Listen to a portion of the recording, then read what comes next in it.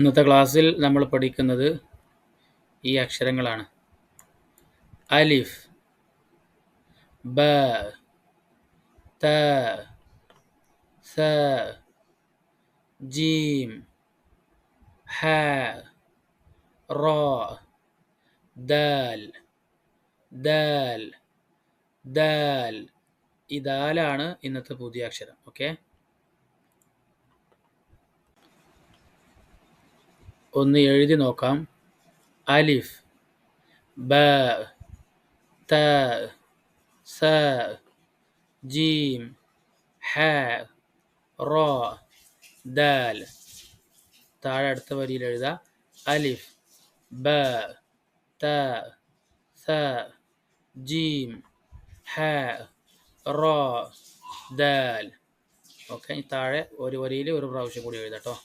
Okay, thank you.